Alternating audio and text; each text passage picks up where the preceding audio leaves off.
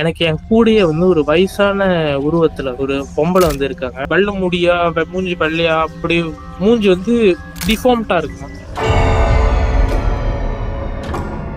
நம்ம இன்னைக்கு பேச போற விஷயம் வந்து மலேசியால ரொம்ப பழக்கமான ஒரு விஷயம். தமிழ்ல வந்து பில்லி சூனியன்னு சொல்லுவாங்க, மலாயில வந்து சந்தாவுன்னு சொல்லுவாங்க, சீனத்துல வந்து கொக்கோக்கா.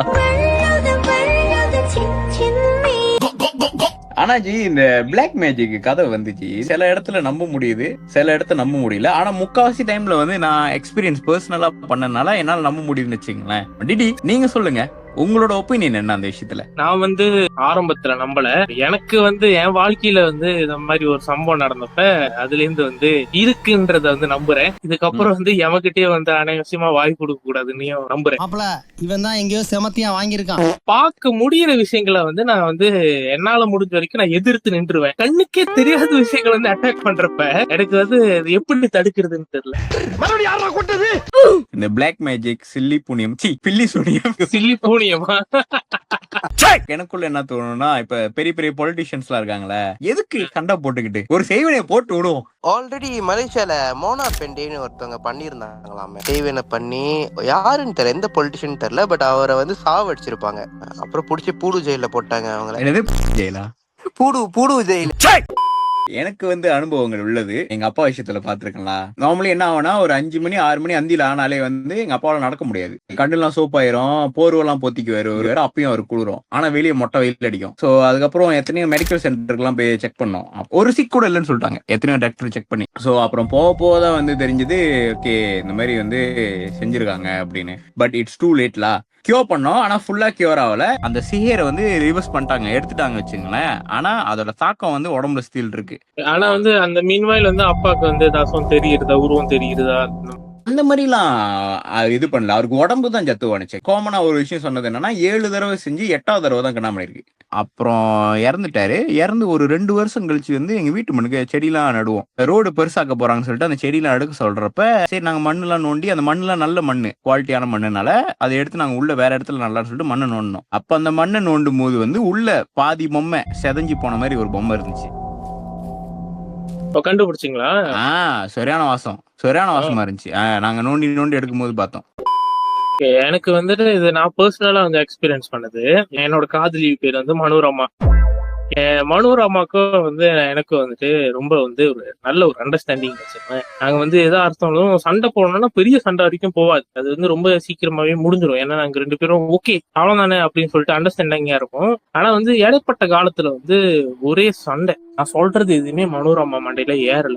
எனக்கும் நானும் யோசிச்சேன், என்னடா இது இப்படியே இருக்குன்னு. என் வருஷம் வந்துட்டு நான் அந்த டைம் வந்துட்டு சைவத்துல இருந்தேன்னு வச்சுங்களேன். நான் வந்து நல்லா ஒரு சாமி கும்பிட்டு ஸ்பிரிச்சுவலி அவேக்கன் பண்ணணும்னு சொல்லிட்டு அந்த மாதிரி ஒரு விஷயத்துக்கு வந்து ட்ரை பண்ணிட்டு இருந்தேன். என் நோட்ஸ் வந்துட்டு ஐ குட் ஃபீல் அந்த டைம் வந்து எனக்கு வந்து ஒரு ஆளோட வைபு வந்துட்டு ஃபீல் பண்ணிச்சு. சில பேர்கிட்ட பேசணும்னே வந்து எரிச்சல் வரும். சாப்பிட்டீங்களா? என்ன பார்த்தா அப்படியே தெரியுது, ரேண்டமாவே வரும். அந்த மாதிரி வந்து அவங்ககிட்ட ஃபீல் பண்ணிச்சு. அதே மாதிரி எங்ககிட்ட ஃபீல் ஆனிச்சாஜி.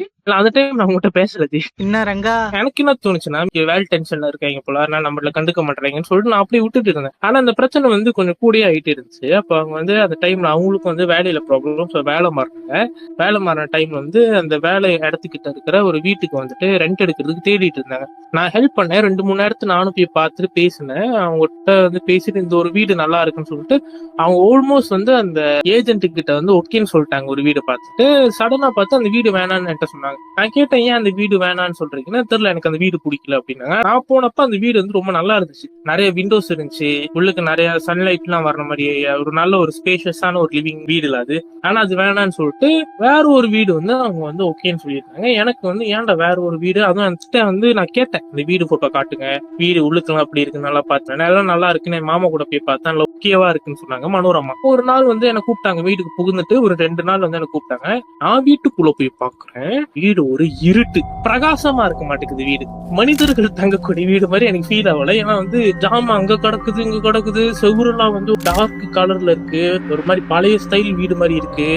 டாய்லெட்டுக்கு போனா டாய்லெட் பாக்குறேன். எனக்கு வந்து நான் யோசிக்கிறேன், மனோரமா வந்து கொஞ்சம் போஷானவங்கன்னு வச்சுங்களேன். அவங்களுக்கு வந்துட்டு நம்ம ஹாஸ்டல்ல தங்குறதே வந்து அவங்க ரொம்ப கஷ்டப்பட்டு தங்குவாங்க, ஸ்டூடெண்ட் ஹாஸ்டல்ல. சோ எப்படி இவங்க வந்து இந்த மாதிரி ஒரு வீடு எடுத்தாங்கன்னா எனக்கு ஒரே டவுட். எனக்கு செம்ம கோவம். பூர்ணமே மனோரமா பார்த்தா எனக்கு செம்ம கோவமா இருக்கு. நான் சம்மந்தமே இல்லாம வந்து ஏச ஆரம்பிக்கிறேன் அவங்கள.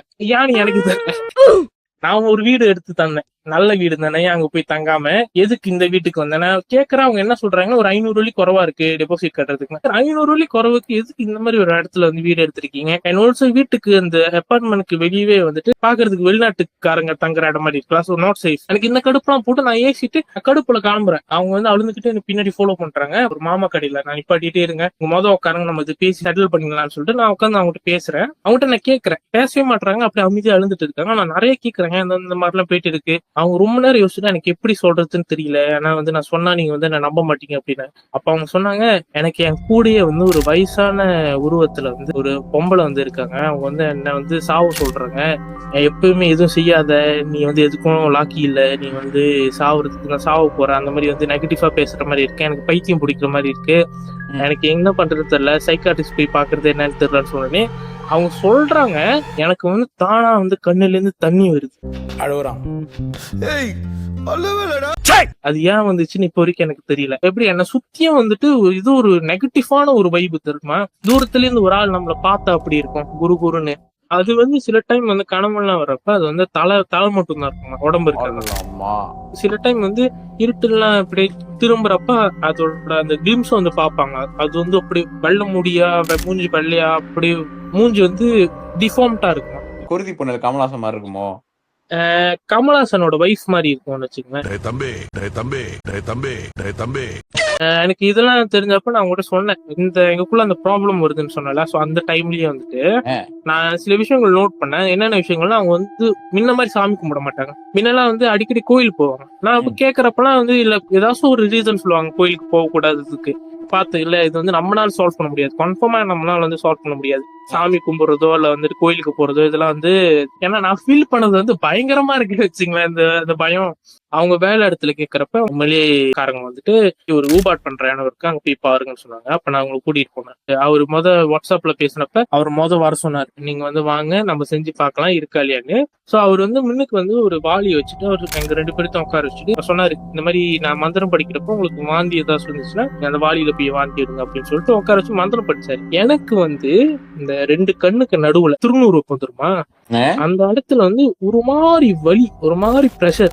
நான் நினைச்சேன் ஒரு வேலை இவர் சொன்னனால எனக்கு ஃபீல் பண்ணுமா, ஆனா அந்த விஷயத்த அவர் வந்து மென்ஷன் பண்ணல. அவர் வாந்தி வரும் அப்படின்னு தான் சொன்னாரு. எனக்கு இந்த இடத்துல சரியான ப்ரெஷரா இருந்துச்சு. கண்ணை மூடிட்டு இருந்தோம் 2 பேரும். அவங்க அழுவுற சத்தம் எனக்கு கேக்குது, அவங்க பயங்கரமா அழுவுறாங்க. அப்புறம் இவர் எல்லாம் பண்ணி முடிச்சுட்டு என்கிட்ட வந்து எக்ஸ்பிளைன் பண்ணாருன்னா என்ன சொன்னாருன்னா, இது வந்து ரொம்ப பிகினிங் ஏர்லி, நீங்க வந்து வந்து சீக்கிரமாவே வந்துட்டீங்க, எந்த பொருளும் வச்சு இவங்க வந்துட்டு இது பண்ணல, இங்க வந்து உங்க மூஞ்சி போட்டோ வச்சு மந்திரிச்சிருக்காங்க. அதனாலதான் வந்து உங்களுக்கு வந்துட்டு அழுவ வருது, அதெல்லாம் வந்து எனக்கு இங்க வலிக்கிறது எல்லாமே அந்த சிம்டம் தான் அப்படின்னு சொன்னார்ல. அப்ப டெக்னிக்கலி வந்து உங்க போட்டோவையும் சேர்த்து வச்சு பண்ணிருக்காங்களா? அது எனக்கு தெரியல. ஆனா அவர் என்ன சொன்னாருன்னா, அவங்களோட இதுதான் மேஜரா சொன்னார்ல. என்ன நான் இதுல வந்து சம்மந்தப்பட்டிருக்கேன்னு தெரியல, மேபி இன்டர்ஃபியர் ஆனனால நான் அதுல சம்மந்தப்பட்டிருப்பேன். வேட்டையன் ராஜா மாதிரி நினைக்கிறேன். சந்திரமுகி படத்துல ரஜினி மாதிரி நான் ஃபீல் பண்ணல, ஆனா வந்து மனோபாலா மாதிரி ஃபீல் பண்ணேன். ஆனா எனக்கு டைரக்டா வந்து எனக்கும் அதுக்கும் ரிலேட்டபிள் இல்லடா. அவங்க வாழ்க்கையில உள்ள எந்த ஒரு விஷயமும் நல்லா இருக்க கூடாதுன்றது அந்த ஒரு செக்மெண்ட்ல இருந்து நான் மாட்டிக்கிட்டேன். அதாவது நீங்க பெருமையா சொல்லிக்கூட விஷயம் என்னன்னா, அவங்க வாழ்க்கையில இருக்கிற ஒரே நல்ல விஷயம் நீங்க தான் அப்படின்னு சொல்ல முடியாது. ஆனா நம்ம சொல்லிக்கிறது தானே, அதுல என்ன நம்மளுடைய தன்னடக்கத்துக்கு நம்ம அது கூட சொல்லாட்டி எப்படி. அவர்கிட்ட போனதுக்கு அப்புறம் இருந்து அவர் அந்த தண்ணி எல்லாம் வந்து மந்திரிச்சு தந்தார்ல, அதுல குளிக்கணும், அவங்க குடிக்கணும்னாங்க. இப்ப அவங்ககிட்டயும் நான் ஃபாலோ பண்றேன், எந்த ஒரு ப்ராப்ளமும் எல்லாம் பிடிக்கும். மனோரமா வந்துட்டு அவங்க சொந்தக்கார பிரச்சனையில வந்து வாய் விடுவாங்கன்னு வச்சுக்கோங்க. அவங்க வாய் கூட தான் சொல்லுவேன், நம்ம வந்து சண்டை போட்டு என்ன ஆகுது, நம்ம வந்து சமாதானம் போங்க நிறைய சொல்லுவேன். சோ இவங்க சொந்தக்காரங்க எல்லாமே வந்து உத்தராக்காரங்கன்னு வச்சுக்கோங்களேன். அவங்க வந்து சாதாரணமாவே இந்த மாதிரி பண்ணக்கூடிய ஆட்கள் தான். நீங்க என்னைய சொல்ல தானே, நீங்களும் உத்தாராக்காரங்க தான், நீங்க எல்லாமே அப்படிதான். அவங்க சொந்தக்காரங்களை யாரோ ஒரு ஆள் வந்து வச்சிருக்க வாய்ப்பு இருக்கு அப்படின்றது வந்து அவங்க சொல்றாங்க. ஏன்னா இவங்க வந்து அவங்க ஒரு அப்பா சைட் சொந்தக்காரங்களோட பிரச்சனையில போயிட்டு தலையிடுவாங்க அடிக்கடி. அவங்க எல்லாம் வந்து இது ரொம்ப வாய் பேசுது சொல்லிட்டு வச்சு விட்டாங்கன்னு தெரியல. இந்த தைரன் போற பாதையில நிறைய காடு இருக்கும். அந்த ஹைவே ஓரத்தெல்லாம் பாத்தீங்கன்னா நிறைய காடு இருக்கும். அதுக்கு உள்ள காட்டு உள்ள நீங்க போனீங்கன்னா நிறைய பாதை போகும். அதுல வந்துட்டு விளக்கு எதுவுமே இருக்காது. ஆனா உள்ள வந்துட்டு ஹோமம் பண்றவங்க நிறைய பேர் இருப்பாங்க. டார்க் மேஜிக் பண்றவங்க அங்க நிறைய இருக்காங்களா? நிறைய இருக்காங்க. டார்க் நைட் அவங்க நிறைய இருக்குன்னு நினைக்கிறேன். ஆமா. எப்படி நம்ம கடவுளோட எனர்ஜியை வந்து உணர முடியுதோ, இப்ப கோயிலுக்கு போனா அந்த பாசிட்டிவான எனர்ஜியை ஃபீல் பண்ண முடியுதோ, நெகட்டிவான எனர்ஜி வந்து இந்த ஒரு இவெண்ட் மூலியமா என்னால வந்து உணர முடிஞ்சு.